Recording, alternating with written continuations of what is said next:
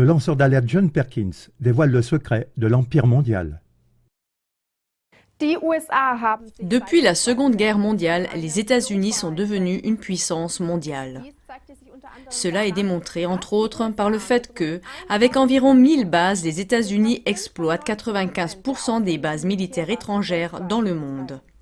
Les États-Unis sont également dominants dans la politique économique mondiale. Cependant, non seulement le gouvernement américain, mais aussi l'élite financière a construit un empire mondial au cours du siècle dernier. Ce n'est pas visible pour le grand public, mais son pouvoir dépasse de loin celui des États-Unis. Cet empire financier qui opère en arrière-plan repose essentiellement sur 3 piliers. Le premier pilier est le système mondial de banques centrales. Les banques centrales sont responsables de la politique monétaire dans un pays ou une zone monétaire. Il est important de comprendre ici que presque toutes les banques centrales existant dans le monde ne sont pas des institutions gouvernementales, mais des banques contrôlées par le secteur privé. Dans l'émission « Le contrôle des Rothschild », il a été dit que presque toutes les banques centrales du monde sont contrôlées par la famille Rothschild. Cela permet à l'élite financière de déclencher des crises économiques dans un seul pays ou même dans le monde entier. Seuls 4 pays ont pu jusqu'à présent échapper à ce contrôle. Ce sont Cuba, la Corée du Nord, l'Iran et la Syrie. Comme le montre l'émission en allemand « Les crashs financiers, une stratégie de l'élite financière », la crise bancaire de 1920 aux États-Unis, la crise financière américaine de 1929 et la crise financière de 2008 ont été provoquées délibérément par la Banque centrale américaine, la Fed. De même, en 1998, la Russie et en 2001, l'Argentine ont été plongées dans une crise économique profonde par la politique monétaire de leur banque centrale. Dans toutes ces crises, seule l'élite financière en a profité, augmentant ainsi énormément son pouvoir et sa richesse. D'autre part, la population a été plongée dans la pauvreté et le besoin. Le deuxième pilier est le Fonds monétaire international, FMI. À l'heure actuelle, tous les États du monde, sauf 7, dont Cuba et la Corée du Nord, sont membres du FMI. En raison de l'augmentation extrême du surendettement des budgets nationaux dans le monde, la plupart des pays sont maintenant dépendants des prêts du FMI. Le FMI est le seul prêteur possible pour les pays en difficulté financière. Toutefois, pour que les pays puissent bénéficier de tels prêts, le FMI impose des mesures d'austérité rigoureuses afin d'assurer le remboursement des dettes pour lui-même et pour les banques internationales. À cette fin, il intervient profondément dans la souveraineté des États qui perdent ainsi leur indépendance financière, économique et politique. Pour l'expert économique Ernst Wolf, les exigences du FMI peuvent être comparées à une razzia pour servir les intérêts des super riches. Les conséquences sont graves, la pauvreté et la misère de la population et les profits élevés pour les investisseurs internationaux. Le troisième pilier de cet empire est le gouvernement américain. D'après les révélations de John Perkins, ancien agent du service de renseignement extérieur américain, la NSA, la politique américaine sert les intérêts des multinationales. Selon une étude de l'École polytechnique fédérale de Zurich, ces multinationales sont très étroitement liées par des investissements mutuels et sont contrôlées par le secteur financier. Le gouvernement américain est donc pratiquement un larbin de l'élite financière. En raison de la puissance économique et aussi militaire des USA, les pays du monde ont ainsi été systématiquement contraints à se soumettre aux intérêts de l'élite financière. Les présidents qui, par exemple, voulaient réduire le pouvoir des multinationales au profit de leur propre population, protéger leur pays de l'exploitation ou maintenir l'indépendance de leur banque centrale, ont été soit assassinés lors d'opérations secrètes par les services secrets américains, soit destitués lors d'un coup d'État, soit évincés très ouvertement du pouvoir par une intervention militaire américaine. Les États-Unis ont laissé dans ce domaine une trace longue et sanglante dans l'histoire. 1953. Putsch contre le Premier ministre Mohammad Mossadegh en Iran. 1954.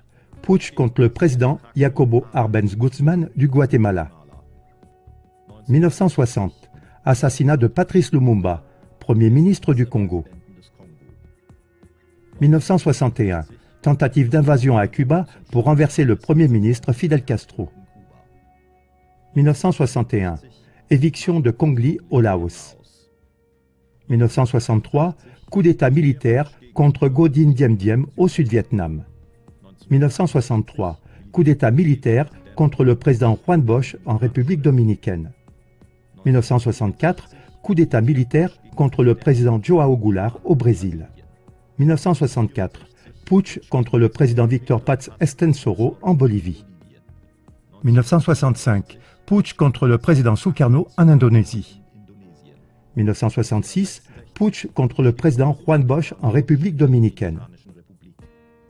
1967, coup d'État militaire contre Georgios Papandréou en Grèce. 1973, coup d'État militaire contre le président Salvador Allende au Chili. 1975, coup d'État contre le président Juan Velasco Alvarado au Pérou. 1981, assassinat du président Roldos Aguilera en Équateur. 1981, assassinat du dirigeant Omar Torrijos au Panama.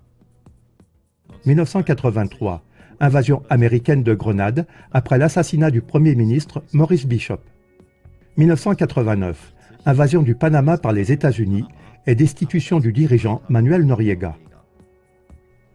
1990, intervention américaine dans la guerre des Contras contre les sandinistes au Nicaragua. 1991, coup d'État militaire contre le président Jean-Bertrand Aristide en Haïti. 1991, intervention militaire dirigée par les États-Unis contre le président Saddam Hussein en Irak. 1999, guerre du Kosovo. Opération militaire de l'OTAN sous le haut commandement des États-Unis. 2001, intervention militaire dirigée par les États-Unis en Afghanistan contre les talibans. 2002, échec de la tentative de coup d'État contre le président du Venezuela, Hugo Chávez. Révolution des Roses de 2003 et renversement du président Eduard Shevardnadze en Géorgie. Guerre en Irak de 2003 qui a conduit à l'exécution du président Saddam Hussein en 2006. Révolution des tulipes de 2005 et renversement du président Askar Akayev au Kirghizistan. 2011, intervention militaire dirigée par les États-Unis contre la Libye et assassinat du chef de l'État Mouammar Kadhafi. Guerre en Syrie depuis 2011 et échec du renversement du président Bachar al-Assad. 2014, renversement du gouvernement en Ukraine contre le président Viktor Yanukovych. On observe exactement les mêmes tendances dans les crises actuelles entre les États-Unis et le Venezuela, la Corée du Nord, Cuba et l'Iran. Cela est dû au fait que ces gouvernements n'accordent pas aux multinationales l'accès aux ressources de leur pays. Les banques centrales de la Corée du Nord, de Cuba et de l'Iran ne sont pas encore sous le contrôle des Rothschild. Pour cette raison, ces conflits ont peu de chances de se calmer tant que les gouvernements existants ne seront pas renversés et remplacés par des gouvernements marionnettes, comme cela s'est passé pour les conflits américains avec l'Afghanistan, l'Irak et la Libye, dont les banques étaient également indépendantes avant l'arrivée américaine. Sur la base de ces corrélations, on peut supposer que de nombreux conflits futurs, des renversements de gouvernements et aussi chaque crise économique ou financière porteront la signature de l'élite financière internationale. Ils agissent comme un syndicat de criminels qui n'a ni conscience ni morale et qui plonge des nations entières dans la ruine pour le pouvoir et l'argent. Il est temps que ces activités criminelles prennent fin et que les tireurs de ficelles soient traduits en justice. À la suite de cette émission, découvrez les aveux et l'analyse de John Perkins, ancien assassin économique et ex-agent des services secrets américains de la NSA, Agence nationale de sécurité.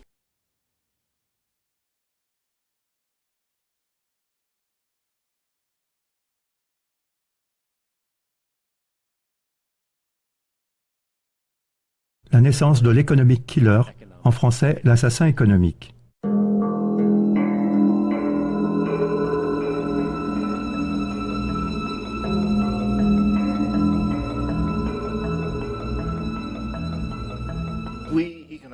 C'est nous, les assassins économiques, qui avons créé le premier véritable empire mondial. Et nous travaillons de différentes manières.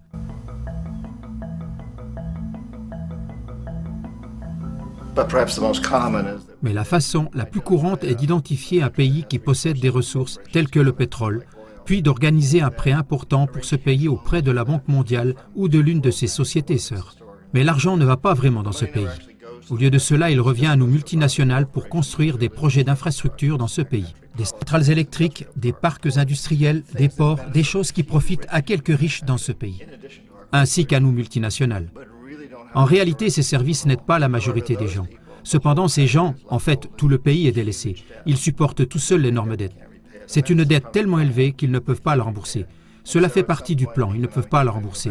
C'est ainsi que nous, les assassins économiques, nous revenons vers eux en temps voulu en leur disant « Vous nous devez beaucoup d'argent, vous ne pouvez pas payer vos dettes, alors vendez votre pétrole à un prix vraiment bas à nos compagnies pétrolières. Permettez-nous d'installer des bases militaires dans votre pays, ou soutenez nos militaires quelque part dans le monde avec vos troupes, par exemple en Irak, ou donnez-nous votre vote aux prochaines élections de l'ONU. » Pour privatiser leurs centrales électriques, mais aussi privatiser l'eau et les systèmes d'assainissement, et les vendre à des sociétés américaines ou à d'autres multinationales.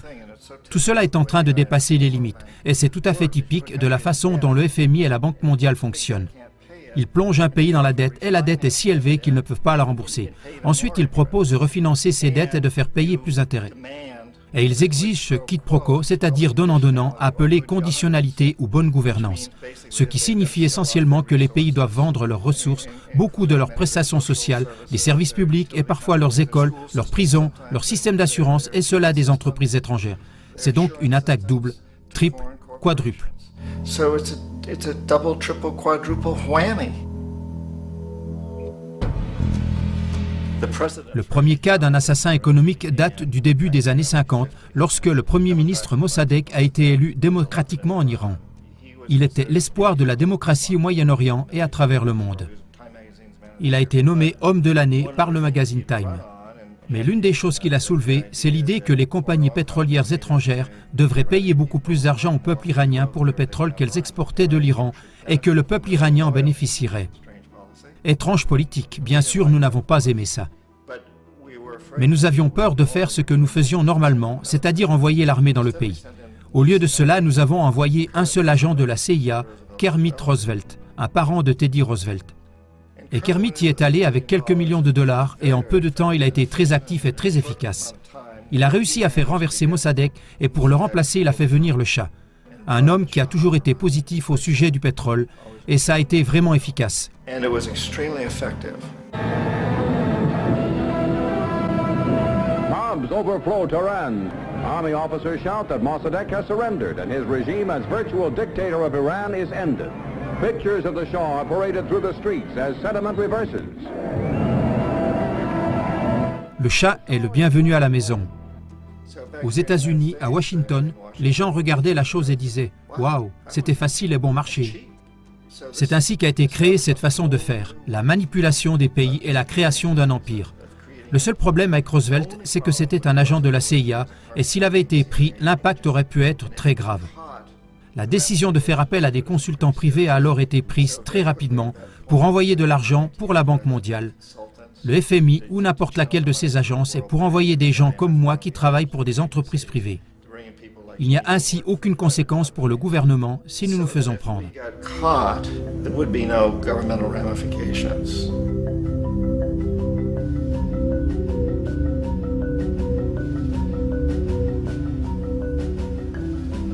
Lorsque Arbenz est devenu président du Guatemala, le pays était très dominé par la United Fruit Company et les grandes multinationales.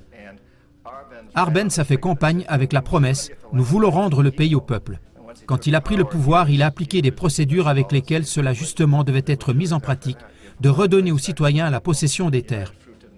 United Fruit n'a pas aimé ça. Ils ont donc engagé une agence de publicité et ont lancé une énorme campagne aux États-Unis pour convaincre les citoyens des USA, la presse des États-Unis, le Congrès des États-Unis, qu'Arbenz était une marionnette soviétique et que si nous lui permettions de rester au pouvoir, les soviétiques auraient un pied d'entrée dans le monde occidental. À cette époque, il y avait dans l'esprit de tout le monde une grande peur de la terreur rouge, de la terreur communiste. Et puis, pour faire court de cette campagne de relations publiques, est née une mission de la CIA et de l'armée pour détruire cet homme. En effet, nous l'avons fait. On a envoyé des avions, des soldats, des tueurs à gages. Nous avons tout envoyé pour le détruire. Et nous l'avons détruit. Une fois qu'il a été destitué de ses fonctions, le nouveau gars qui est arrivé au pouvoir après lui a pratiquement tout redonné aux multinationales, y compris la United Fruit Company.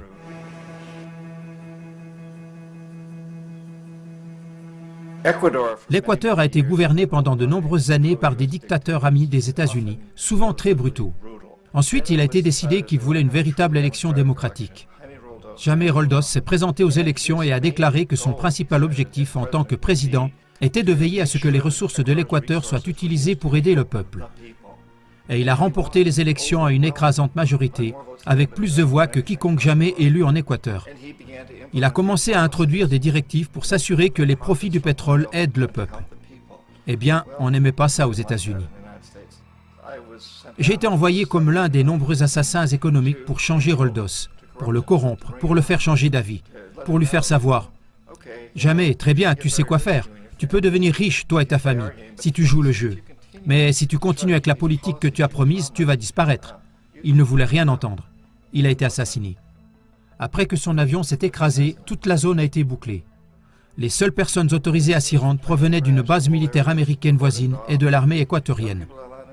Au début de l'enquête, 2 des principaux témoins sont morts dans des accidents de voiture avant d'avoir eu l'occasion de témoigner.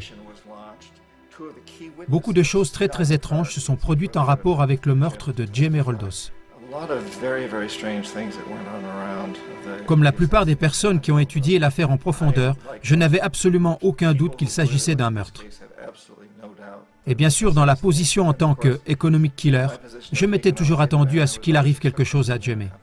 Ce serait soit un coup d'État, soit un meurtre, je n'étais pas sûr, mais en tout cas qu'il soit saboté. Il ne se serait pas corrompu, il ne se serait pas laissé influencer comme nous le voulions. Omar Torrijos, président du Panama, était, comme vous le savez, l'un de mes hommes politiques préférés. Je l'aimais vraiment beaucoup, il était très charismatique. C'était un gars qui voulait vraiment aider ce pays. Et quand j'ai essayé de le soudoyer ou de le corrompre, il a dit « Écoute John », il m'appelait Juanito. Il a dit « Écoute Juanito, je n'ai pas besoin de cet argent. Ce dont j'ai vraiment besoin, c'est que mon pays soit traité équitablement. Je veux que les États-Unis payent la dette que vous avez envers mon peuple pour toute la destruction qu'ils ont causée ici. Je dois être en mesure d'aider les autres pays d'Amérique latine à obtenir leur indépendance et à se libérer de cette terrible présence du Nord. Vous nous exploitez trop. Je veux que le canal de Panama revienne aux mains des Panaméens. C'est ce que je veux. Alors, laisse-moi tranquille. Tu sais, n'essaye pas de me soudoyer. »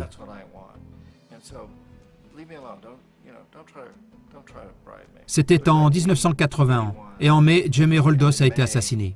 Omar en était très conscient. Torrijos a réuni sa famille. Je suis peut-être le prochain, mais ça ne fait rien, parce que j'ai fait ce pourquoi je suis venu. J'ai renégocié le canal. Le canal est maintenant entre nos mains, et nous venons de finir de négocier le contrat avec Jimmy Carter.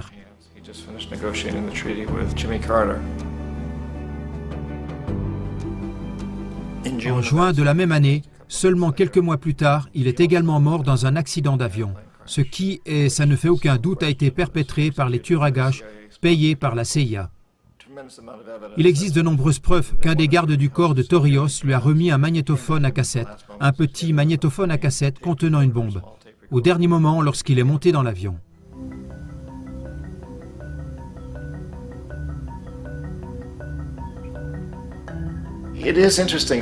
Il est intéressant pour moi de voir comment ce système a continué à peu près de la même manière pendant des années et des années, sauf que les economic killers sont devenus plus performants. Ensuite, nous sommes battus avec ce qui s'est passé récemment au Venezuela. En 1998, Hugo Chavez a été élu président, après une longue série de présidents très corrompus qui ont systématiquement détruit l'économie du pays. Et Chavez a été élu au milieu de tout ça. Chavez a tenu tête aux États-Unis. Il l'a fait principalement en exigeant que le pétrole vénézuélien soit utilisé pour aider le peuple vénézuélien. Eh bien, nous n'avons pas aimé ça aux États-Unis. Ainsi, en 2002, Un coup d'État a été organisé qui, à mon avis et à celui de beaucoup d'autres, était sans aucun doute le fruit de la CIA.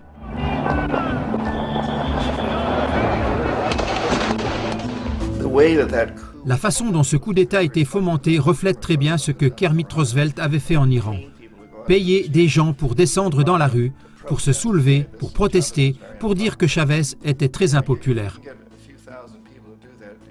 Mais si vous pouvez obtenir que quelques milliers de personnes fassent cela, la télévision peut faire croire qu'il s'agit du pays tout entier et les actions peuvent commencer à se propager.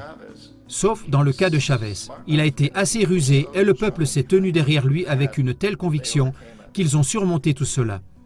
Cela a été un grand moment de l'histoire de l'Amérique latine.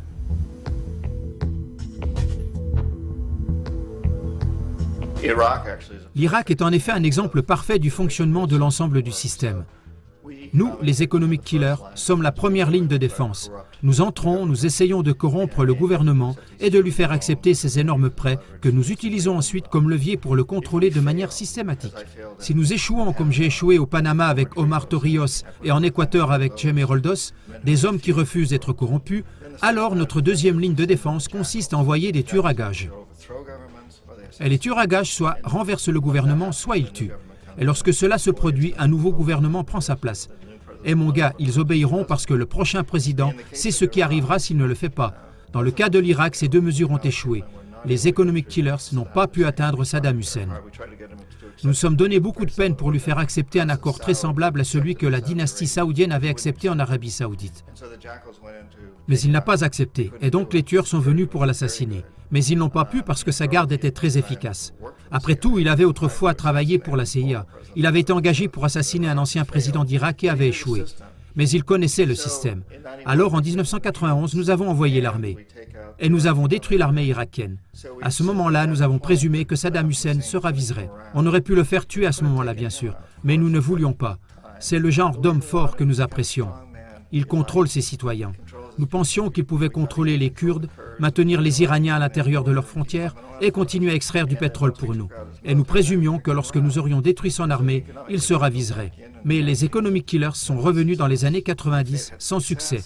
S'ils avaient réussi, ils seraient toujours en fonction. Nous lui vendrions tous les avions de chasse qu'il voudrait. Bref, tout ce qu'il voudrait. Mais ils n'ont pas pu, ils n'ont pas réussi. Encore une fois, les tueurs à gages n'ont pas réussi à l'éliminer. Donc, une fois de plus, nous avons envoyé l'armée et cette fois-ci, nous avons fait le travail et nous l'avons éliminé. Et tout en le faisant, nous avons négocié des contrats de construction très lucratifs pour reconstruire le pays que nous avions pratiquement détruit. Ce qui est une assez bonne affaire quand on possède de très grandes entreprises de bâtiments. Donc l'Irak montre les trois étapes. Les economic killers y ont échoué, les tueurs à gages également.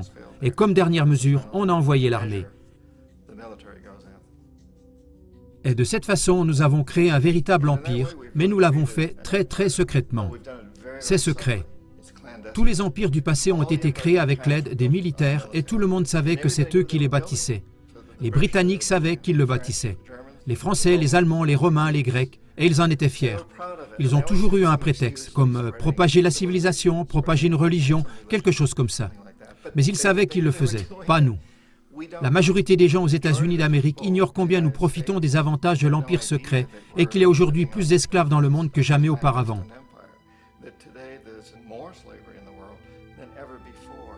Alors vient la question. Bon, si c'est un empire, qui est l'empereur?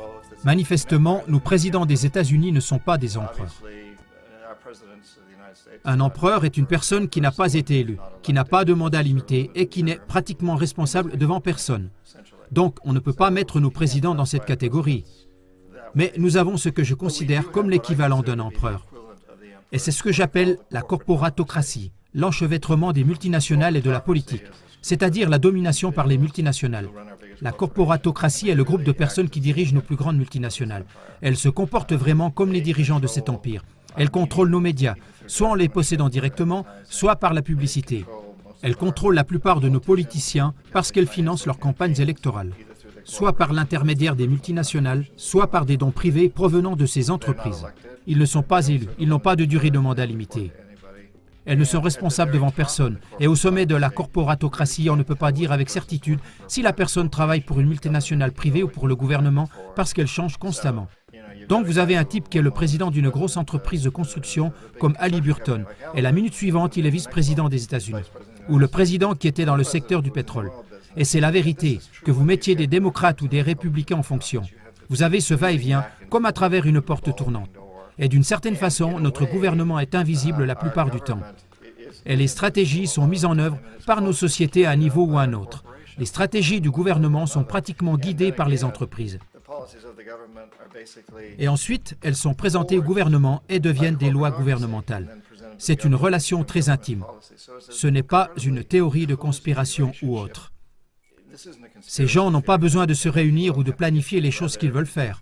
Ils travaillent pratiquement tous avec une même condition préalable.